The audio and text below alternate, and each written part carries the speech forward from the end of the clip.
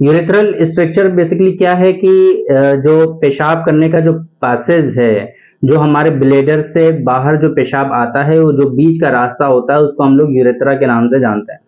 उस यूरेथ्रा में अगर किसी कारण से, किसी रीजन की वजह से, है ना, किसी असबाब, किसी सबब से उसमें बीच में कहीं कोई रुकावट पैदा हो जाती है, कोई उसमें जो है नैरोइंग हो जाती है, जो रास्ता है बीच में कहीं पतला हो जाता है। उसके बहुत सारे रीजंस हैं, वो क्यों हो जाता है वो भी हम आगे बताएंगे आपको। तो अगर बीच में फॉर एग्जांपल कोई एक नली है जहां से कोई जो लिक्विड है वो गुजर रहा है, उसका जो डायमीटर है, जो कुत्र है, जो रास्ता है, वो 1 मिलीमीटर का है,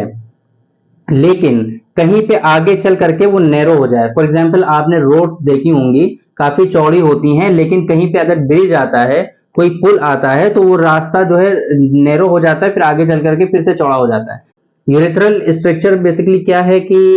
जो पेशाब करने का जो पासेज है, जो हमारे ब्लेडर से बाहर जो पेशाब आता है, वो जो बीच का रास्ता होता है उसको हम लोग यूरेथ्रा के नाम से जानते हैं।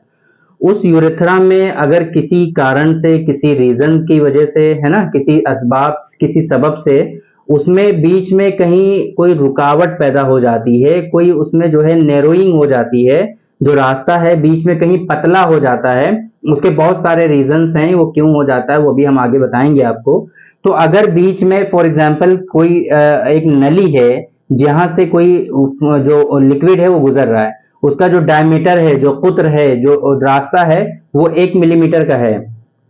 लेकिन कहीं पे आगे चल करके वो नैरो हो जाए। फॉर एग्जाम्पल आपने रोड्स देखी होंगी, काफी चौड़ी होती हैं, लेकिन कहीं पे अगर ब्रिज आता है, कोई पुल आता है, तो वो रास्ता जो है नैरो हो जाता है, फिर आगे चल करके फिर से चौड़ा हो जाता है।